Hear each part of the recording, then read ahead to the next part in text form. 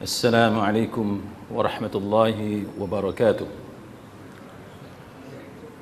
Innal hamdalillah nahmaduhu wa nasta'inuhu wa nastahdihi wa nastaghfiruh wa na'udzu billahi min shururi anfusina wa min sayyiati a'malina.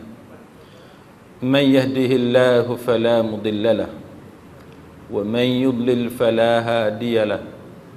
أشهد أن لا إله إلا الله وحده لا شريك له وأشهد أن محمدا عبده ورسوله. اللهم صل وسلم على محمد وعلى آله وصحبه والتابعين بإحسان إلى يوم الدين. أما بعد، Rabbi syrah li sadri wa yassir li amri wa ahlul 'uqdatam min lisani yafqahu qawli. Saudara-saudari, sahabat, sahabiah, muslimin muslimat, mudah-mudahan kita semua pada malam ini mendapat rahmat daripada Allah Subhanahu wa taala. Kita dikurniakan maghfirah, keampunan oleh Allah akan dosa-dosa kita yang lampau, dan seterusnya kita juga mengharapkan taufik dan hidayah daripada Allah Subhanahu wa taala. Pada malam ini kita sambung kitab Bidayatul Mujtahid sebagaimana yang disusun oleh Imam Ibn Rushdi. Kalau kuliah kita yang lalu kita membahaskan berkenaan dengan niat, perbezaan para ulama tentang niat mandi wajib, dan kita sebut dalam pengajian yang lalu jumhur ulama seperti Imam Malik, Imam Syafi'i, Imam Ahmad bin Hanbal, Abu Daud Al-Zahiri, dan lain-lain mengatakan bahawa ia termasuk syarat mandi wajib. Manakala Al-Thawri dan Imam Abu Hanifah mereka mengatakan bahawa tidak perlu kepada niat, sebagaimana mereka juga tidak mensyaratkan niat itu ketika berwudu, sebagaimana yang contoh-contoh yang telah kita huraikan dalam kuliah kita yang lalu. Maka pada malam ni kita masuk kepada bab seterusnya, iaitu berkumur dan istinsyaq, memasukkan air ke dalam, dan memasukkan air dan mengeluarkan air dari hidung. Imam Ibn Rushdi dia kata ulama berbeza pendapat tentang hukum berkumur dan istinsyaq, sebagaimana mereka juga berbeza pendapat tentang masalah ini ketika berwudu. Sebahagian kelompok ulama kata kumur dan istinsyaq wajib. Kumur dan istinsyaq wajib. Manakala sebahagian yang lain kata tidak wajib. Maka kalau kita mandi wajib, kan, memasukkan air dalam hidung dan juga berkumur itu merupakan perkara yang menjadi khilaf di kalangan para ulama. Siapa yang kata tidak wajib? Yang kata tidak wajib antaranya adalah Imam Malik dan Imam Syafi'i. Jadi siapa yang ikut pendapat Imam Syafi'i ataupun ikut pendapat Imam Malik, kalau dia terlupa, kan, dia tak teringat, tapi kumur dengan masuk dalam hidung ni benda senang ya. Pergi kat sinki boleh buat, kan. Dia bukan macam mandi tu sendiri, mandi payah. Dalam kapal terbang nak mandi macam mana? Terlupa naik atas kapal terbang baru teringat tak mandi lagi. Contohnya. Kan? Kalau terlupa kumur tak apa, masuk dalam toilet kapal terbang tu boleh kumur je, benda mudah. Kan? Masukkan air dalam hidung pun sama, benda mudah, benda minor, benda kecil. Maka yang mengatakan wajib adalah Imam Abu Hanifah dan juga ulama-ulama yang sependapat dengan Imam Abu Hanifah. Dia kata wajib, kan, wajib kumur dan wajib memasukkan air dan hembus keluar daripada hidung. Sebab apa ulama berbeza pendapat? Sebab berlaku pertentangan antara hadis Ummu Salamah, ni hadis yang kita baca sebelum ni lah, dengan hadis-hadis lain yang menceritakan tentang tata cara mandi Nabi sallallahu alaihi wasallam. Kalau tuan-tuan ingat, kita mengaji dulu dalam bab wuduk, benda sama kan. Ulama perbezaan cara Nabi buat sesuatu benda menyebabkan ulama berbeza pendapat tentang masalah bagaimana Nabi berwuduk, basuh sekali, basuh dua, basuh tiga. Itu menunjukkan kepelbagaian. Tetapi kepelbagaian itu menyebabkan berlaku perbezaan pendapat di kalangan para ulama. Jadi banyaklah contoh-contoh yang mana bila Nabi buat sesuatu, bila dia berbeza dari satu keadaan kepada keadaan yang lain, menyebabkan ulama dia tak boleh nak sependapat. Kan? Dia kok mana pun dia banyak berlaku perbezaan pendapat tentang bagaimana nak memahami kenapa Nabi melakukan perkara sedemikian. Maka samalah dengan tajuk kita pada malam ni berkenaan dengan cara mandi Nabi sallallahu alaihi wasallam. Pasal apa? Sebab hadis Ummu Salamah dia tak sebut perintah supaya kumur, kan? Tidak sebut perintah untuk istinsyaq, untuk masukkan air dalam hidung dan hembus keluar. Itu yang menyebabkan berlaku perbezaan pendapat. Baik, kemudian ulama yang menjadikan hadis Aisyah dan hadis Maimunah, kan?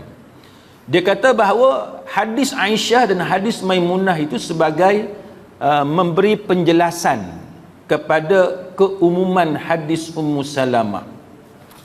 Dan juga firman Allah Ta'ala dalam surah Maidah, kan? Jikalau kamu berjunub maka mandilah, fa in kuntum junuban fatahharu. Maka mereka kata bahawa berkumur dan istinsyaq adalah wajib. Sebab kita nak faham satu nas, kita nak kena tengok nas yang lain, baru kita boleh faham sesuatu nas. Ini mengikut hujah kelompok yang kedua, kan? Dia kata kita tak boleh tengok satu nas saja. Nak faham satu-satu nas, kena gabung semua dalil, masukkan di bawah tajuk yang sama. Bila tuan-tuan mengaji, contohnya buku yang dikarang oleh Dr. Yusuf Al-Qaradawi, kan, Kaifa Nata'amul Ma'as Sunnah, kan, bagaimana berinteraksi dengan sunnah. Dr. Yusuf Al-Qaradawi juga dia sebut tentang pentingnya kita ni mengumpulkan nas itu di bawah satu tajuk. Kita tak boleh pegang satu hadis sahaja untuk jadi pegangan kita, tak boleh, kan? Dia kena kumpul semua hadis yang menceritakan benda yang sama, kan, tajuk yang sama, barulah kita dapat satu kefahaman yang lebih tepat. Manakala kelompok yang lain, ni Imam Ibn Rushdi kata, kelompok yang lain kata kedua-duanya tak boleh diharmonikan. Hak cerita Ummu Salamah dengan hak cerita Maimunah dengan Aisyah tu, dia kata kontradik, dia kata tak boleh diharmonikan. Nak harmonize tak boleh. Dia adalah satu dua benda yang berbeza. Maka mereka mengatakan bahawa hadis Aisyah dan Maimunah itu menunjukkan hukum dia sunat, manakala hadis Ummu Salamah itu menunjukkan wajib. Dia buat kesimpulan macam tu. Maka itu menunjukkan berlaku perbezaan. Maka dengan sebab itu Imam Ibn Rushdi kata mereka berbeza pendapat, kan? Mereka juga berbeza pendapat dalam perkara-perkara lain yang berkaitan dengan mandi wajib. Baik. Kemudian isu yang seterusnya, bersegera dalam membasuh dan melakukannya secara tertib. Baik, sebelum tu dia ada satu lagi isu yang dibincangkan oleh ulama berkenaan dengan rambut. Bila kita mandi wajib, siapa yang rambut dia pendek dia tak ada masalah, kan? Ni cerita orang hak rambut panjang. Apakah kita ni nak kena pastikan kita buka semua rambut kita supaya air itu masuk? Mazhab Maliki dia kata perbuatan itu adalah mustahab, dia kata perbuatan itu al-mustahab, manakala ulama yang lain mengatakan wajib. Sebab apa? Sebab mereka berbeza pendapat. Ada satu hadis, tapi hadis ini dinilai dhaif, kan? Hadis ini dinilai dhaif, dan salah seorang perawi dia, hadis dia munkar, iaitu hadis tahta kulli sya'aratin janabah fa'ankul basyarah wa bullu sya'ar. Di bawah setiap rambut itu terdapat janabah, kerana itu bersihkanlah kulit rambut dan basahkanlah rambut. Tapi hadis ni hadis yang ulama kata dia dhaif, maka tidak boleh dijadikan hujjah. Tetapi ulama yang menerima dalil ini, mereka berpegang kepada nas ini, hadis ini, untuk mengatakan bahawa wajib, kan? Maka siapa-siapa yang berpendapat sebagaimana mazhab Maliki, dia kena buka rambut dia, kan, nak pastikan bahawa setiap kulit kepala ni, rambut kat dalam tu dipastikan terkena air. Jadi itu antara contoh perbezaan pendapat yang ada berkenaan dengan sesuatu nas. Baik, yang keempat, bersegera dalam membasuh dan melakukannya secara tertib. Ulama juga berbeza pendapat apakah hukum mandi wajib disyaratkan untuk menyegerakannya dan dilakukan secara tertib. Mana kena buat hak mana satu? Yang mana didahulukan, yang mana dikemudiankan? Ataupun kedua-dua tajuk ini, yakni menyegerakan mandi dan melakukan tertib, tidak termasuk syarat bagi jenis ini. Maka berlaku perbezaan pendapat sekali lagi dalam masalah ini. Kenapa berlaku perbezaan pendapat? Kerana perbuatan Nabi sallallahu alaihi wasallam yang Nabi lakukan itu sukar untuk difahami, termasuk oleh para ulama, untuk menentukan bahawa benda yang Nabi buat tu wajib ataupun sunat. Setiap benda hak Nabi buat dan benda hak Nabi suruh, nak tentukan benda tu wajib ataupun sunat, yang tu ulama berbeza pendapat. Kita nak cari ulama boleh sepakat semua dalam perkara yang macam ni, tak boleh. Dia kok mana pun dia akan berlaku perbezaan pendapat, kan? Dia akan berlaku perbezaan pendapat. Macam semayang hari raya, kan? Perleh pegang wajib ke sunat? Kan? Kita di Malaysia ni biasanya mana-mana tempat kita pergi, semayang hari raya tu sunat. Tapi ada ulama yang kata wajib. Jadi itu contoh mudah untuk kita faham bahawa sesuatu perbuatan yang dilakukan oleh Nabi sallallahu alaihi wasallam, termasuk benda yang Nabi suruh, banyak benda yang ulama berbeza pendapat. Sebab nak tentukan sama ada yang tu wajib ataupun sunat. Maka inilah yang pointed out oleh Imam Ibn Rushdi, kenapa berlaku perbezaan pendapat di kalangan para ulama. Susah ke nak tentukan antara wajib dengan sunat? Maka jawapan dia susah, kan? Jawapan dia susah nak tentukan. Maka dia kata sebab berdasarkan kepada wuduk yang dilakukan oleh Nabi sallallahu alaihi wasallam, contohnya Nabi buat secara tertib, kan? Nabi buat secara tertib. Tetapi Abu Hanifah dia kata tidak wajib tertib. Itu contoh, kan? Padahal Abu Hanifah ulama besar, bukan ulama yang kita kata lekeh, tak, ulama besar. Tapi itu pun berlaku perbezaan pendapat di kalangan ulama. Imam Abu Hanifah dia kata boleh nak basuh kaki dulu sebagai contoh, tapi tak dapat sunat lah kerana mengikuti sunnah Nabi sallallahu alaihi wasallam. Tapi dia kata sah, kan? Dia kata sah. Tapi kita jumhur ulama dan juga pendapat yang dipegang oleh rata-rata di kalangan kita di sini, iaitu wajib secara tertib. Itu contoh.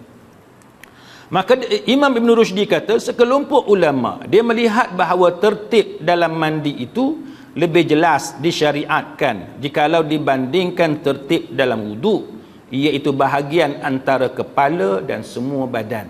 Tertib mandi ni hak mana? Maka dia bagi contoh, iaitu kepala dulu ke badan dulu. Kita macam mana kita dekat Perlis? Kita bergantung kepada kepala shower kat mana. Kalau kepala shower kat atas, dah memang semua atas pun, kita kena kepala dulu, kan? Kalau terjun dalam swimming pool, tengoklah kaki dulu ke kepala dulu, apa semua. Tapi dia kata bahawa sebenarnya ada tertib. Maka tertib dia ialah, dia kata bahawa dalam mandi ni dia kata nak banding tertib dalam wuduk, tertib dalam mandi, dia kata lebih jelas, iaitu bahagian antara kepala dan semua badan, kan, antara kepala dengan semua badan. Contoh dia kata berdasarkan kepada hadis Ummu Salamah yang kita baca sebelum ni, tapi kita ulang balik, innama yakfiki an tahtiya ala ra'siki thalatha hathayat. Nabi kata cukuplah bagi kamu, kan, menjiruskan air dengan meratakan air, cucur air dengan menggunakan kedua tapak tangan ke atas kepala sebanyak 3 kali, kan. Lepas itu summa tufidil ma' alal jasad, kemudian kamu cucur air tu, kan, jirus air kepada badan kamu, ratakan dia. Jadi itu contoh yang disebut oleh Imam Ibn Rushdi rahimahullahu ta'ala. Maka dia kata apa? Dia kata dalam hadis ni Nabi guna perkataan summa. Bila Nabi guna perkataan summa ni kita terjemah bahasa Melayu, maksud dia kemudian. Maka bila Nabi sebut summa kemudian, maka itu menunjukkan wajib adanya tertib. Dia kata wajib adanya tertib. Maka ini adalah contoh yang disebut oleh Imam Ibn Rushdi. Baik, bila kita mandi wajib ni tuan-tuan, dia ada timbul perkara-perkara yang berkaitan, yang mempunyai persamaan dengan kita berwuduk. Contohnya bila kita berada dalam bilik air, kan, apakah boleh kita baca bismillah? Dia cerita dia sama sebagaimana wuduk. Boleh tak kita baca bismillah? Maka ulama dia bincang benda-benda yang macam ni, tuan-tuan sekalian. Kalau kita tengok fatwa yang disebut oleh para ulama, dia ada beberapa contoh yang saya boleh kongsi kepada tuan-tuan pada malam ni. Contohnya ialah ulama mengatakan bahawa makruh, kan, mengucapkan zikir, menyebut nama Allah sama ada dalam bilik air ataupun dalam tandas. Tengok sekejap bilik air pun dia kata makruh, tandas pun dia kata makruh, dengan tujuan untuk mengagungkan nama Allah. Maka tidak selayaknya menyebut nama Allah di tempat yang macam tu, bilik mandi ataupun tandas. Baik, siapa yang kata ni? Contoh kita tengok, antaranya Al-Imam An-Nawawi rahimahullahu ta'ala. Imam Nawawi rahimahullahu ta'ala. Pasal apa? Sebab bila kita wuduk ataupun kita mandi, kita ada dianjurkan untuk bismillah, kan. Maka ini antara benda yang dibincangkan. Imam Nawawi dia kata apa? Dia makruhkan berzikir. Bukan setakat berzikir, dia kata makruh bercakap ketika buang hajat. Tapi itulah kadang-kadang masa kita duduk makan, duduk dekat orang tamu tak mau bercakap. Masa kita masuk dalam tandas duduk buang air, dah angkat kain dah baru nak bercakap. Isteri kita dah tanya soalan lah, abang letak kat mana kunci? Kata abang, duduk abang, kita duduk tengok. Kan? Maka jawapan dia makruh, kan? Makruh, jangan jawab. Nanti hak dekat luar tu kata pekak kau orang panggil, kan? Jawapan dia makruh, kan? Makruh kecuali ada keperluan. Makruh berzikir dan bercakap ketika buang hajat. Sama ada dalam ruangan ada kotak, ada dinding, ataupun di luar daripada kotak ataupun dinding. Tak ada kotak sekalipun, tak ada dinding sekalipun, dia kata makruh. Kecuali dalam keadaan terdesak. Bila terdesak, yang tu tak ada cara lah, kan. Kereta bunyi alam, nanti ganggu jiran, tu nak kena bercakap lah. Bagi arahan ke anak tu, kunci atas almari tolong tutup Ustaz, alam kereta. Tak apa, kan.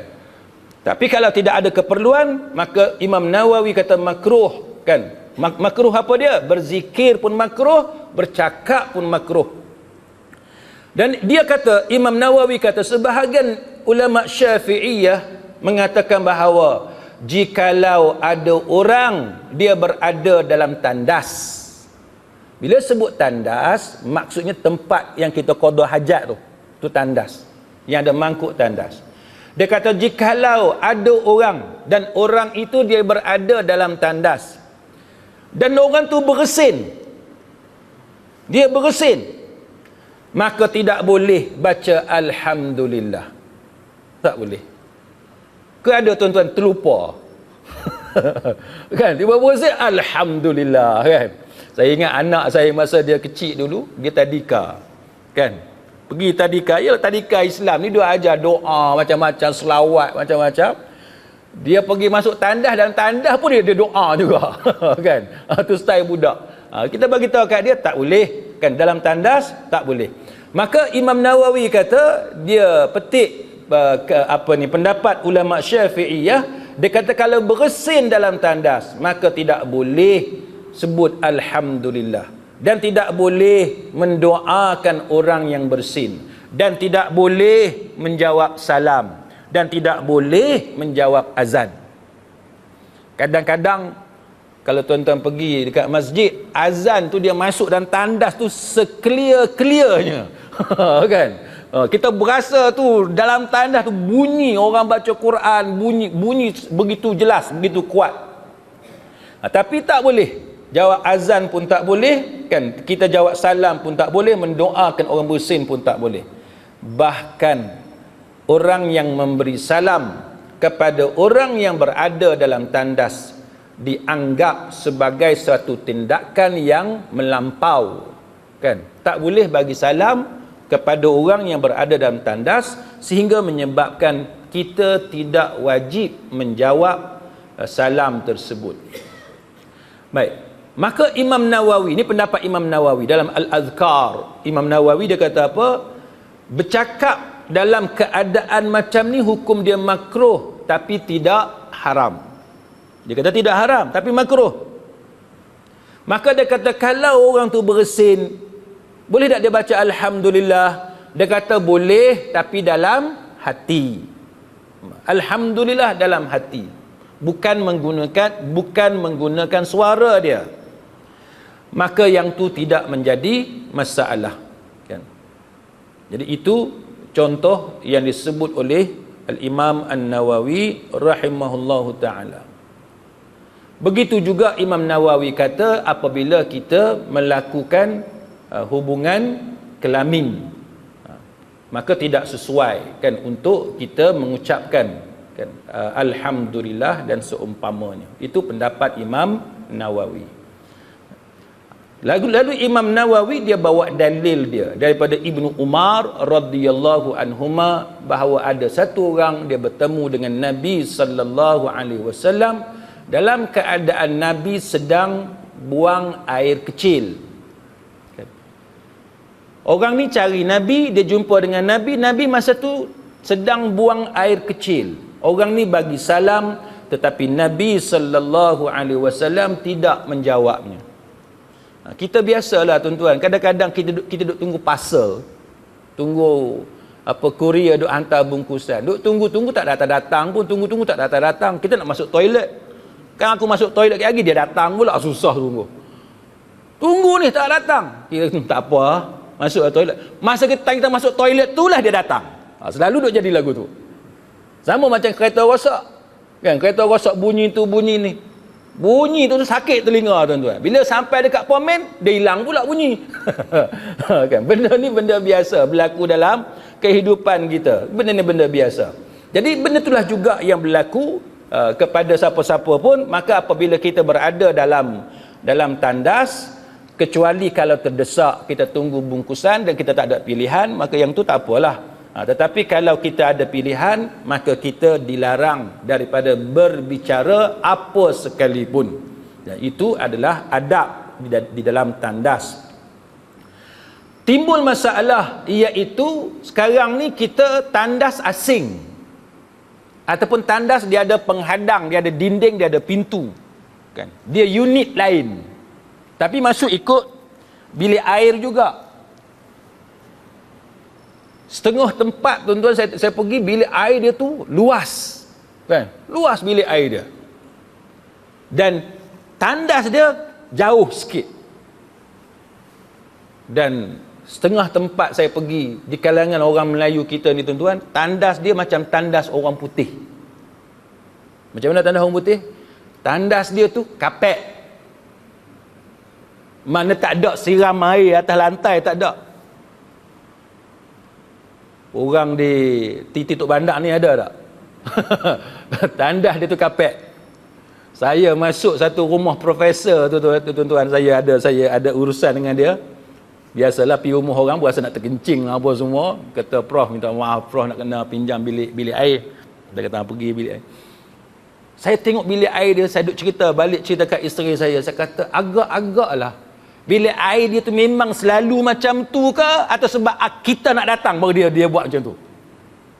Sebab apa tuan-tuan? Bilik air dia sebersih-bersihnya macam bilik hotel. Bukan bilik air hotel, tak. Bilik hotel. Pasal apa? Sebab semua lantai bilik air dia tu tak ada satu pun lantai semin ke, tiles ke, mozaik ke, tak ada. Semua tu dipenuhi dengan kapet. Dan kapet tu bukan kapet nipis, kapet tebal, melekat dekat lantai. Dan bau dia wangi, kita nak tidur atas kapet dia tu pun sanggup. Saya duk fikir, macam mana dia basuh? duk fikir macam tu. Tengok, dia punya kebersihan tu, tuan-tuan. Jadi berbalik kepada cerita kita ini, sekarang ni masuk bilik air, dan kita berwuduk dalam bilik air, maka kita akan jumpa masalah iaitu baca basmalah sebelum berwuduk. Ulama macam Al-Albani rahimahullahu ta'ala, bagi dia wajib bismillah. Nak wuduk tu wajib. Sebagaimana perbezaan ulama dalam masalah kita menyebut nama Allah ketika kita mandi wajib. Macam itulah, kan? Berwuduk, bismillah ni wajib ke tak wajib? Jumhur ulama kata sunat, tapi ulama yang macam Albani dan sebagainya dia kata wajib. Maka bila wajib, bagi siapa yang berpegang kepada wajib, macam mana nak buat bila kita berada dalam bilik air? Maka dalam hal ini ulama berbeza pendapat. Yang pertamanya, pendapat yang pertama kata baca bismillah dalam hati tanpa menggunakan suara. Siapa yang kata macam ni? Antaranya Syekh Muhammad bin Utsaimin rahimahullahu ta'ala. Dia kata apabila seseorang tu dia berada dalam bilik air, maka Imam Ahmad kata jikalau dia bersin, maka baca hamdalah dalam hati. Cuma yang ni ulama-ulama lain mengatakan bahawa sebab zaman dulu bilik air dengan tandas ni dia sekali. Tu cerita dia zaman dulu. Zaman kita sekarang ni kebanyakannya bilik air bilik air dengan tandas tu dia asing ataupun dia letak ada dinding. Kan? Jadi kita tak nampak tempat tandas tu. Dia ada ruang yang berbeza. Itu pendapat yang pertama yang disebut oleh Syekh Muhammad bin Utsaimin rahimahullahu taala. Pendapat yang kedua, ni pendapat ni agak radikal sikit. Kan? Dia kata apa?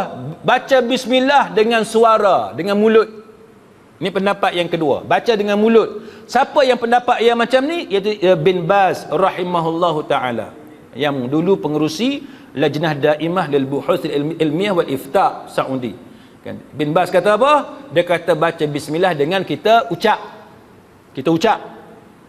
Dia kata apa? Dia kata boleh, dia kata wuduk dalam bilik air sebab itu perlu, dan dia kata baca bismillah sebagaimana biasa. Okay. Baca bismillah sebagaimana biasa. Sebab dia kata apa?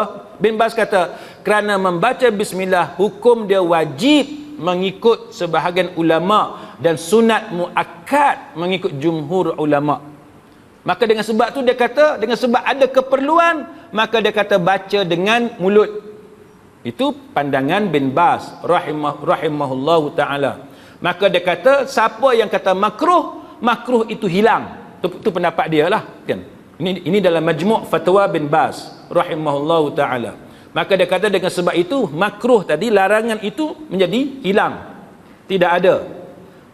Dan begitulah juga yang disebut dalam Lajnah Daimah lil Buhuth Ilmiah wa Ifta'. Dia kata makruh mengucapkan nama Allah, sebut nama Allah dalam bilik air yang digunakan untuk buang hajat, sebagai cara untuk kita mengagungkan, membesarkan, memuliakan nama Allah. Tapi dia kata, tapi disyariatkan tetap membaca bismillah ketika permulaan wuduk, kerana bismillah hukumnya adalah wajib di sisi sebahagian ulama. Sebab tu saya kata tadi tuan-tuan, yang tang bismillah tu ulama berbeza pendapat. Kan? Sebahagian kata wajib, sebahagian kata sunat. Yang kata sunat ni pula Mereka mengatakan bahawa oleh sebab sunat dan dalam toilet tu tak sesuai untuk kita baca, maka kita baca dalam hati, sebagaimana pendapat pertama yang disebut oleh Syekh Muhammad Utsaimin Syekh Utsaimin rahimahullahu taala. Itu contoh yang disebut dalam fatwa lajnah daimah. Baik, Bembas kata lagi, dia kata boleh kan berwuduk dalam tandas jikalau memang ada keperluan untuk berwuduk dalam tandas dan tetap menyebut nama Allah dengan mulut kita pada awal wuduk dengan menyebut bismillah, dan dia kata menyebut nama Allah dalam wuduk mengikut sejumlah pendapat ulama hukumnya adalah wajib dan sunat muakkad mengikut jumhur ulama yang kita cerita tadi kan. Baik, lepas tu dia kata bahawa bacaan selepas wuduk itu, ni cerita lepas wuduk pula. Manakala habis wuduk, doa yang dibaca selepas wuduk itu kita boleh baca selepas kita keluar daripada tempat buang hajat. Kita tak payah tunggu dalam tu, kita keluar dulu kan. Macam kita semayang lah, wirid lepas semayang tak semestinya dalam masjid kan. Kita pergi tempat macam ada R&R, tempat sempit, nak wirid panjang-panjang, keluar dulu bagi orang masuk nak semayang. Kita nak wirid, lepas tu wirid tempat lain boleh, dalam kereta boleh, kursi-kursi kat luar tu pun boleh. Kita jangan duk wirid dalam musalla surau hak kecil tu.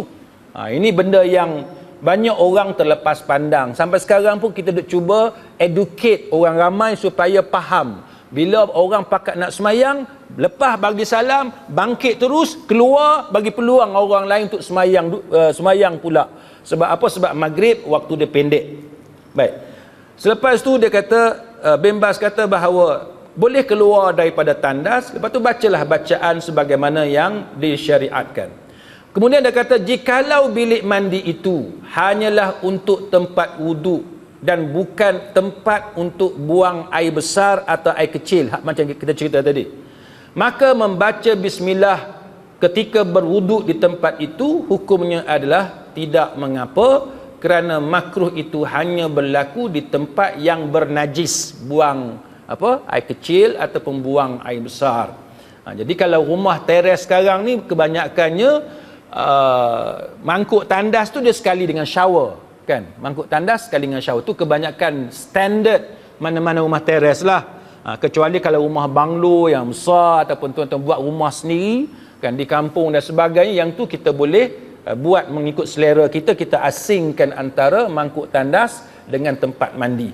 Baik, itu yang disebut dalam yang dibahaskan oleh para ulama berkenaan dengan isu ini.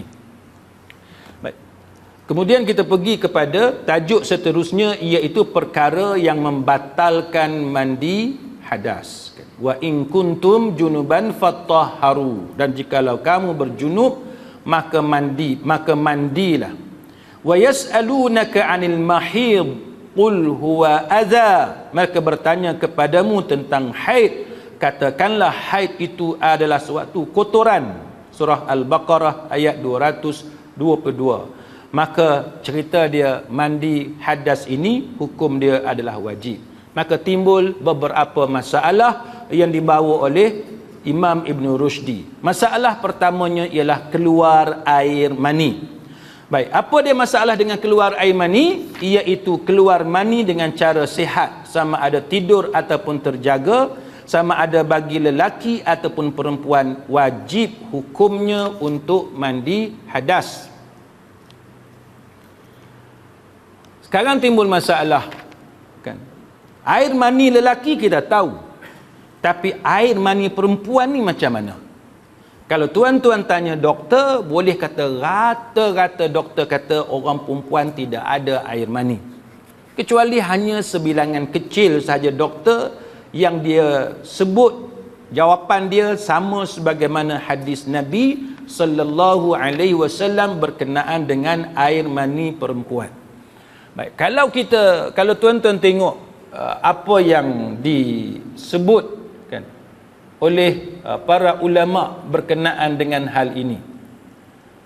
Contohnya, tuan-tuan, ada satu ketika timbul soalan, bukan zaman kita sahaja kontroversi pasal air mani perempuan. Zaman Nabi sallallahu alaihi wasallam juga timbul masalah ni. Sebab apa? Sebab satu hari Ummu Sulaim. Siapa dia Ummu Sulaim? Ummu Sulaim ni adalah ibu kepada Anas bin Malik radhiyallahu anhu. Ummu Sulaim ni dia datang kepada Nabi sallallahu alaihi wasallam. Dia tanya dekat Nabi, dia kata, "Ya Rasulullah, sesungguhnya Allah tidak malu dalam menjelaskan kebenaran. Maka apakah wanita wajib mandi jikalau dia mimpi basah?" Ummu Sulaim tanya dekat Nabi pasal mimpi basah orang perempuan. Apa maksud mimpi basah di sini? Maksud dia keluar mani. Maka Nabi sallallahu alaihi wasallam jawab, "Na'am idza ra'atil ma." Nabi kata, "Ya, apabila nampak kan keluarnya air mani, maka dia wajib mandi." Maksud dia, kalau keluar air mani dan si perempuan tu nampak air mani itu ketika dia bangun dari tidur, maka dia wajib mandi.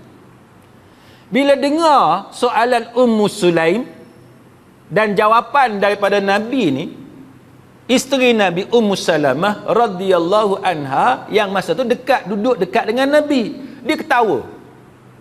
Ummu Salamah ketawa. Pasal apa dia ketawa? Dia kata perempuan pun ada juga mimpi basah keluar air mani. Ummu Salamah pun. Ummu Salamah ni tuan-tuan perempuan juga. Tapi dia pun heran. Macam mana orang perempuan ada air mani boleh keluar, boleh mimpi basah? Ini. Maksudnya tuan-tuan, benda yang kita jadi kontroversi zaman kita hari ini pun sebenarnya itu juga kontroversi pada zaman Nabi sallallahu alaihi wasallam. Baik. Daripada zaman dulu sampai sekarang.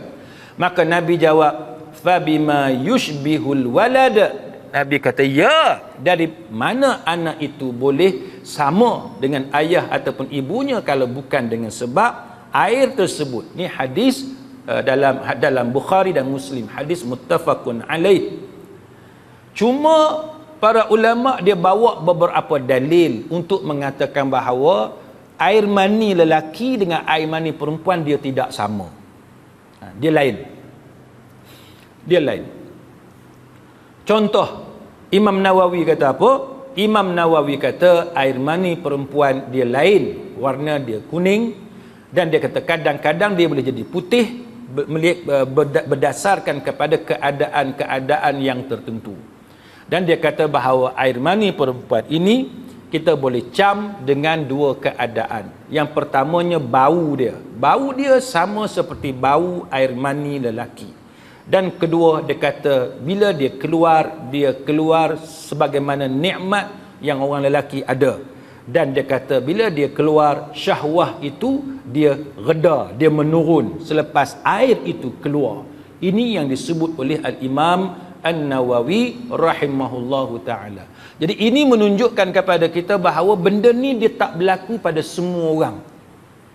Dia tak berlaku pada semua orang. Pasal apa? Sebab bila Ummu Sulaim tanya dekat Nabi, bagi Ummu Sulaim dia nak kena tahu benda ni. Kita tak tahulah sama ada benda tu berlaku pada dia ataupun berlaku pada orang lain dan dia tukang tanya, kita tak tahu. Kan macam kita sekarang lah, orang hak tanya pun kita tak boleh kata benda tu berlaku dekat dia, mungkin berlaku pada kawan dia. Dia tukang tanya je, kawan tu malu nak tanya. Jadi Ummu Sulaim tanya. Tapi Ummu Salamah dia gelak, dia ketawa. Orang perempuan ada juga air mani, dia kata. Itu menunjukkan bahawa benda ni tidak berlaku pada ramai orang. Kan dia tak berlaku pada ramai orang. Maka Imam Nawawi antara ulama yang menghuraikan benda ni, dia kata ada. Baik. Dan dia kata bahawa berdasarkan hadis itu, kesimpulannya ialah mimpi basah dia boleh berlaku pada kedua-dua orang. Sama ada kepada lelaki ataupun kepada perempuan. Baik. Dan air mani ni tuan-tuan, dia keluar tu sebab keadaan tubuh. Kan, keadaan tubuh. Bila dia lama tak keluar, dia ada dua kemungkinan sahaja. Yang ini tuan-tuan boleh tengok dalam sains perubatan. Dua keadaan sahaja. Kalau dia lama tak keluar. Keadaan yang pertama, dia akan diserap oleh tubuh. Tubuh kita ni dia ada mekanisme. Dia akan absorb, dia akan serap air mani itu dalam tubuh. Dan keadaan yang kedua, dia dikeluarkan melalui mimpi. secara semula jadi, macam kita duduk mimpi. Maka proses mimpi itu adalah proses tubuh kita untuk mengeluarkan air mani tadi yang lama berada dalam tubuh kita. Maka benda ni berlaku kepada, boleh jadi dia berlaku kepada kaum wanita juga. Ini sebagaimana yang disebut dalam hadis yang kita baca tadi, dan hadis itu dihuraikan oleh Al-Imam An-Nawawi rahimahullahu ta'ala. Cuma kalau tuan-tuan baca penjelasan para doktor perubatan, kebanyakan doktor perubatan dia tak setuju istilah air mani. Dia guna beberapa istilah yang lain. Baik. Lalu Al-Imam An-Nawawi rahimahullahu ta'ala dia sambung lagi. Dia kata ulama sepakat tentang wajibnya seseorang itu mandi bila mengeluarkan mani, dan tidak ada perbezaan di sisi kami apakah keluarnya kerana hubungan kelamin ataupun kerana mimpi ataupun dikeluarkan dengan sendiri, yakni menggunakan tangan, atau kerana melihat sesuatu yang menaikkan syahwah ataupun keluarnya tanpa sebab. Kalau keluar dan bau dia, warna dia, bentuk dia tu memang mani, walaupun kita tidak buat apa-apa, dia keluar sendiri. Mimpi, dia tak mimpi, dia keluar sendiri. Maka di sisi Al-Imam An-Nawawi rahimahullahu ta'ala dia kata wajib mandi. Pasal apa tuan-tuan Imam Nawawi sebut ni? Sebab ulama berbeza pendapat. Sebahagian ulama dalam Bidayatul Mujtahid dia sebut bahawa kalau dia air mani tapi dia keluar tidak dengan syahwah, dia keluar sendiri, tak ada syahwah, maka tidak wajib mandi. Ada ulama yang berpendapat seperti itu. Tapi mazhab Syafi'i dia kata sama ada syahwah ataupun tidak ada syahwah, kalau dia adalah air mani maka wajib mandi. Dia kata wajib mandi. Sama ada kita rasa nikmat ataupun tidak rasa nikmat, tiba-tiba keluar je, wajib mandi. Dan dia kata sama ada keluar banyak atau keluar sedikit ataupun setitik pun wajib mandi juga. Keluar banyak, banyak mana ni? Keluar banyak. Azan ke? Azan.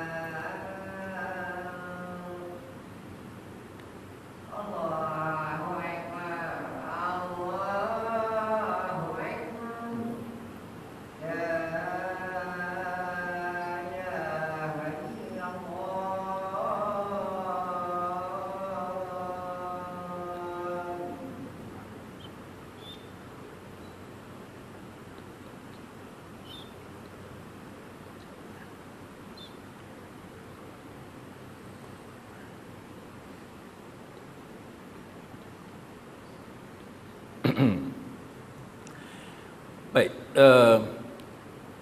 Sedang hadirin mukminin, tadi Imam An-Nawawi rahimahullahu ta'ala, dia sebut dalam Al-Majmu' Syarah Muhazzab, dia kata apa? Dia kata air mani itu keluar sama ada banyak ataupun sedikit, dan sedikit tu walaupun setitik pun dia kata tetap wajib mandi. Dan sama je, sama ada dia keluar waktu tidur ataupun tidak tidur, dan sama ada lelaki ataupun perempuan. Jadi ini menunjukkan kepada kita bahawa di sisi ulama seperti Imam Nawawi, dia kata bahawa air mani itu dia berlaku kepada kedua-duanya sekali, lelaki dan juga perempuan.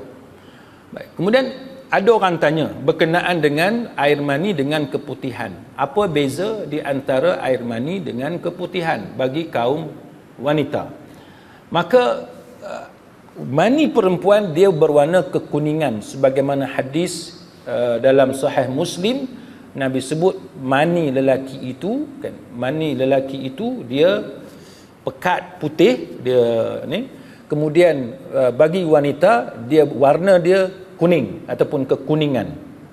Walaupun diakui bahawa ada ketikanya dia berwarna putih kan. Lepas tu dia ada bau dia unik, seperti bau mayang kurma. Tuan-tuan jangan tanya saya bau mayang kurma macam mana, saya tak tahu. Tapi dia kata bahawa bau dia bau mayang kurma, yang mana kalau kena air dia jadi bau seperti bau putih telur. Tu kita tahu. Bau putih telur kita tahu. Kan? Seperti bau putih telur. Kalau kena air dia bau putih telur. Jadi setiap benda ni dia ada ciri dia, kan? Dia ada ciri dia. Lepas tu nak tahu dia tu air mani, kebiasaannya kerana kemuncak syahwah kan, ataupun kita yang berkaitan dengan itu, dan kita terasa penat selepas ianya keluar. Tetapi Imam Nawawi kata ketiga-tiga syarat ini tidak disyaratkan mesti ada bersama-sama. Dia mungkin ada satu je ciri tu, dia kata mungkin ada satu je ciri, maka itu sudah memadai untuk dikatakan sebagai air mani, sama ada lelaki ataupun perempuan. Baik. Kemudian satu lagi, air mani ini kebiasaannya dia memancut. Ini disebut oleh Imam Qurtubi. Maka dia kata berlaku juga hal ini kepada lelaki dan juga wanita. Sebab tu saya kata tadi, di sisi perubatan moden mereka tidak begitu bersetuju dengan istilah air mani bagi perempuan, sebab keadaan itu menunjukkan bahawa istilah lain yang lebih sesuai. Baik, manakala keputihan dia berbeza dengan air mani ini bagi perempuan, kan, dia tidak ada apa-apa hubungan dengan syahwah, sikit pun tak ada, dan kadang-kadang si perempuan itu dia tidak rasa pun cairan itu keluar. Itu adalah keputihan. Maka dari segi hukumnya air mani status dia tidak najis, kan? Tidak najis, maknanya kalau kita semayang nampak air mani itu ada pada kain, maka semayang kita sah, kan? Cuma kalau dia keluar kita wajib mandi. Manakala keputihan, kan? Keputihan pendapat yang kuat adalah tidak najis, kan? Tidak najis. Tetapi ianya membatalkan wuduk, itu pendapat yang lebih kuat. Jadi itu yang saya boleh kongsi dengan tuan-tuan pada malam ini. Kalau tuan-tuan ada sebarang soalan boleh kemukakan, kalau tidak ada kita berhenti setakat ni. Ya.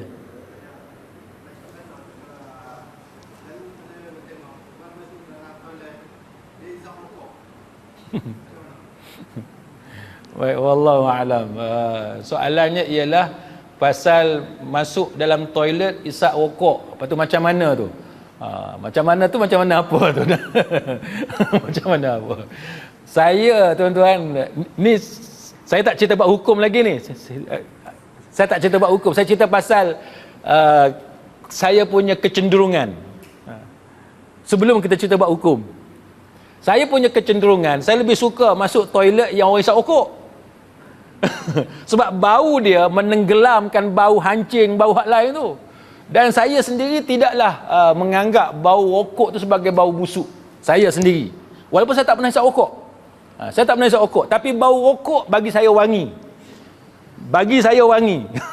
Walaupun ramai orang kata bau rokok ni busuk. Hotel kita masuk dia tulis apa, siapa merokok kena bayar 300 penalty sebab nak hilangkan bau rokok, macam-macam lah.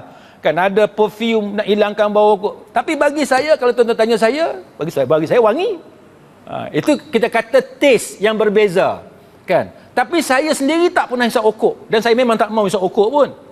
Dan saya memang tak suka pun hisap rokok. Tapi yang peliknya saya suka. Jadi kalau masuk toilet, saya cari hak bau rokok. Dan saya berterima kasih kepada orang hisap rokok dalam toilet.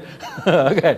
Sebab toilet, biasalah toilet tempat awam ni, dia kadang-kadang bab kebersihan tu lah. Kadang-kadang bab kebersihan. Toilet rumah kita bersih bersinar-sinar. Sampai air dalam mangkuk tandas tu jernih. Kalau buh dalam gelas ni tak boleh nak beza, tuan-tuan. Sebab kita memang basuh hari-hari, kita basuh. Sampai air dalam mangkuk tandas tu memang jernih. Memang macam air mineral. Saya tak tahulah rumah tuan-tuan macam mana. Rumah saya memang jernih. Kita boleh tengok tu jernih. Kan? Tak ada masalah itu. Kita jaga kebersihan. Cuma kalau kita bincang dari segi hukum, kan? Kalau kita bincang dari segi hukum, sebagaimana yang tuan-tuan sedia maklum, bak rokok ni satu benda yang kalau dari segi hukum di kalangan para ulama, kita akuilah, kita terpaksa akui dia khilaf, kan, di kalangan para ulama.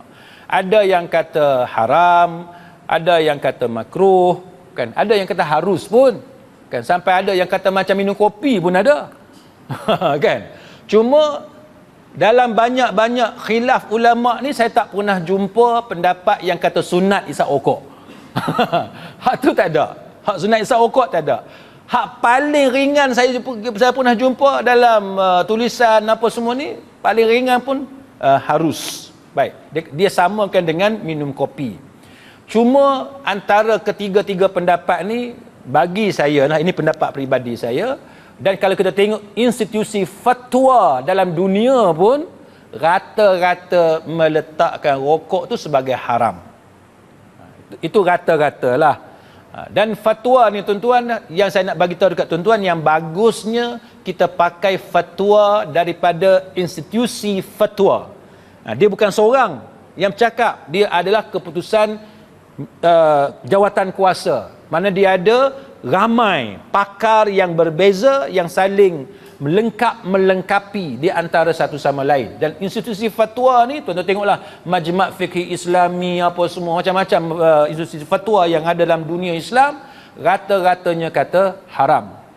Maka kalau kita ikut yang tu, jawapan dia haram lah. Tapi saya tak menafikan bahawa ada juga orang ataupun orang yang alim, dia berpegang kepada makruh, dan ada yang kata harus. Cuma saya yang harus tu saya susah nak terima lah, kan, walaupun ada yang kata sedemikian. Bagi saya antara dua je, sama ada haram atau makruh, tapi yang lebih kuatnya adalah haram. Satu lagi, kita tengok pakar bidang. Pakar bidang berkenaan dengan rokok ni tak adalah melainkan doktor dalam bidang yang berkaitan, kan, pakar perubatan dalam bidang berkaitan dengan rokok. Boleh kata ijma' ataupun hampir semua mengatakan rokok ni sangat bahaya, kan, rokok ni sangat bahaya. Baik, tentang hisap rokok dalam toilet, yang tu bergantung pada niat dia lah, kan, apa sebab dia pergi masuk dalam toilet. Kalau dia masuk dalam toilet sebab takut bini dia nampak, maknanya dia adalah suami yang takut bini. Kan, maknanya dia adalah satu orang yang takut kepada penguatkuasaan undang-undang. Maka dia selamat dari segi tindakan undang-undang. Tapi kalau dia ada satu benda yang haram, dia tetap haram, kan, dia tetap haram. Dan kalau kita lihat kepada pendapat pakar-pakar perubatan, boleh dikatakan bahawa rata-ratanya mengatakan bahawa rokok itu membahayakan kesihatan. Sebab tu dalam kotak rokok diletakkan gambar, macam-macam gambar, tapi kita tak pernah takut. Kan, kita tak pernah takut. Alasan apa? Alasan kita kata tu ramai orang sehat je, tak ada masalah apa pun. Tuan-tuan sekalian, ni antara jawapan, saya tak mau kata bodoh, nanti tuan-tuan marah kat saya. Kan, tapi ini antara jawapan yang tak patut keluar daripada orang yang mengaji. Pasal apa? Saya nak bagi tahu dekat tuan-tuan. Berapa banyak kita buat benda yang membahayakan tapi kita selamat, betul tak? Berapa banyak kita buat benda yang bahaya tapi selamat? Adakah itu alasan untuk mengatakan bahawa boleh kita buat benda tu?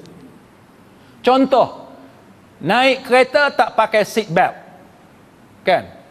Naik motor tak pakai helmet, bawa kereta dengan sangat laju sehingga membahayakan orang yang dalam kereta, ataupun tayar tak tukar, tayar botak, kita kata ni selamat, tak ada apa pun, boleh buat alasan macam tu? Tak boleh. Dia tetap benda yang bahaya yang kita kena elak. Sama sebagaimana kita lintas jalan, kita tak toleh kanan kiri. Aku tak pernah toleh kanan kiri, selamat, tak ada masalah pun. Boleh buat alasan gitu? Tak boleh. Memanglah setakat ni selamat. Kalau kena, once dah kena tak boleh U-turn, tuan-tuan. Tak boleh U-turn. Once dah kena tak boleh U-turn. Maka benda yang bahaya dia tetap bahaya walaupun kita tak kena lagi bahaya tu. Maka sebab tu hukum dia ada dua tadilah. Satu hukum agama, yang kedua hukum berkaitan dengan dunia, yakni kesihatan kita.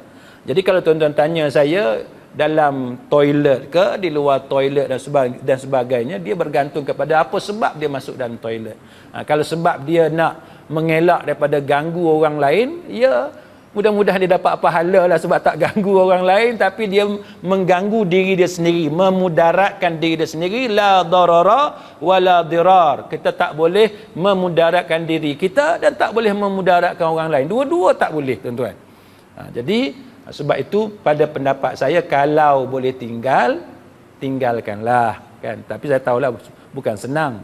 Tapi itu antara benda yang akan dapat pahala, insya-Allah. Sebab kita tinggalkan perkara yang memudaratkan. Boleh setakat tu? Boleh, Ana? Saya rasa setakat itulah, tuan-tuan. Ya.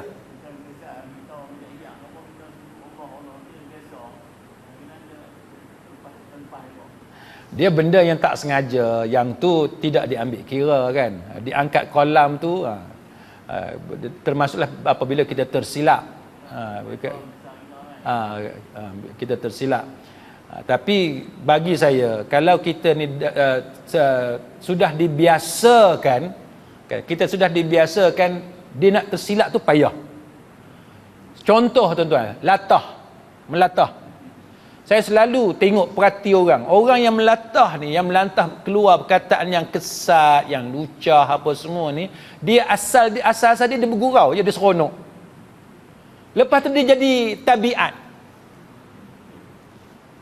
Saya bukan nak kata saya ni bagus, tak, tuan-tuan. Tapi saya bagi contoh diri saya sendiri. Daripada saya kecil sampai sekarang umur 51, tuan-tuan, tak pernah melatah, terkejut, terkeluar nama-nama kemaluan. Tak ada. Tak pernah. Pasal apa? Sebab kita daripada kecil, tuan-tuan, mak dengan ayah kita memang didik kita dan dia tak mau dengar. Bodoh pun tak boleh sebut. Ni saya sebut sebab kuliah. Tapi nak sebutnya bodoh pun tak boleh sebut. Menatang pun tak boleh sebut. Dekat adik-beradik, tak boleh sebut. Kalau dia dengar, tuan-tuan, memang siap kena. Jadi kita dah well trained, kan? Daripada kecil macam tu sehingga sampai sekarang, kita terkejut macam mana sekalipun, tak keluar nama binatang ke, nama kemaluan, tak pernah keluar. Yang keluarnya Allah, yang keluarnya la ilaha illallah, yang keluarnya astaghfirullah, yang keluarnya Allahu Akbar. Pasal apa? Sebab kita melazimi perkataan-perkataan macam tu. Sama juga dengan toilet. Toilet ni, tuan-tuan, bila kita dah biasa dengan toilet, kita masuk, kita tak pernah sebut nama Allah, dia payah nak tersebut nama Allah. Dia payah. Saya ingat masa PKP dulu, kan lama tak boleh pergi masjid, kan. Yang dapat pergi masjid AJK je, geram betul. Yang dapat pergi masjid AJK je. Punya lama tak boleh pergi masjid tu sampai, tuan-tuan, saya ni sampai tersilap-silap. Kita dah biasa masuk masjid duk baca doa masuk masjid. Bila dah lama tak masuk masjid tu, dia boleh tersilap keluar. Masuk rumah pun baca doa masuk masjid. Macam tu. Sebab apa? Sebab kita dah rutin, kan? Kita dah melazimi benda-benda macam tu, maka tubuh kita, badan kita, diri kita, tuan-tuan, dia automatik, kan? Dia akan terbiasa dengan benda-benda macam tu. Wallahu a'lam. Cukup Jadi mudah-mudahan, ya.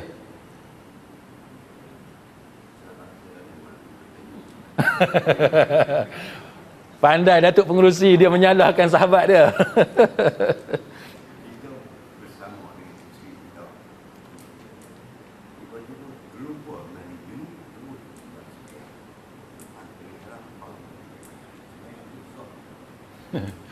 Wallahu a'lam. Patut pun dia menyalahkan kawan dia. Tak apalah, berlakon kan, berlakon tak apa. Soalannya ialah kita bersama dengan pasangan kita, lepas tu kita terlupa mandi wajib kan. Lepas tu kita solat. Maka apakah solat kita tu sah? Jawapan dia tidak sah. Kan? Jawapan dia tidak sah, maka kita kena ulang semula solat berkenaan. Kena ulang semula. Tapi saya nak cerita sikit dah halang pengerusi kita sebut yang tu. Tadi ada orang share pasal satu ustaz dia kuliah di sebuah masjid, kalau tak silap saya di Lembah Kelang kot. Dia cerita pasal kalau kita batal wuduk di tengah-tengah semayang, maka dia jawab, dia kata kita pergi ambil wuduk, kita sambung rakaat mana yang kita belum habis. Dia jawab macam tu. Dia jawab macam tu. Dan dia kata itu sama sebagaimana tawaf. Sama sebagaimana tawaf. Tawaf, kita batal wuduk dekat pusingan kat mana, kita boleh sambung balik kat situ. Kan, tawaf. Jadi dia jawab macam tu. Maka dalam grup WhatsApp ustaz-ustaz ni, para asatizah ni, pakat duduk. Macam-macam lah pendapat. Dan yang sokong pun ada. Dia kata itu antara benda yang disebut oleh Dr. Wahbah Zuhaili dan sebagainya. Baik. Cuma kesimpulan dia tuan-tuan, dia fake ni banyak pendapat sebenarnya. Fake. Sama macam tadi, bila kita solat, rakaat kedua kita keluar angin, batal wuduk. Kita pergi ambil, kita sambung rakaat yang kedua. Bukan kata tak ada pendapat ulama. Ada. Kan, pendapat ulama, Dr. Wahbah Zuhaili dan sebagainya. Ulama Hanafiyah dan lain-lain. Dia kata sambung pada rakaat mana yang belum habis. Tapi itu bukan pendapat jumhur dan bukan pendapat mazhab Syafi'i. Dia jadi kontroversi sebab tu saja. Sebab tu. Jadi tuan-tuan sekalian, dalam fiqh ni kita jangan terkejut kalau ada pendapat yang berbeza dengan pendapat yang kita pegang selama ni. Dan tujuan kita mengaji bidayatul mujtahid ini, tujuannya untuk buka minda kita, kita belajar untuk berlapang dada dan kita tengok macam mana ulama sebenarnya memang banyak berbeza pendapat. Cuma kita belajar ni cara orang awam sajalah. Kan, kita tidak dakik, kan, tidak mendalam sangat. Jadi mudah-mudahan kita dapat manfaat daripada comparative fiqh, kan, fiqh perbandingan yang kita belajar. Wallahu alam, wabillahi taufiq wal hidayah. Wassalamualaikum warahmatullahi wabarakatuh. Subhanakallahumma wa bihamdika.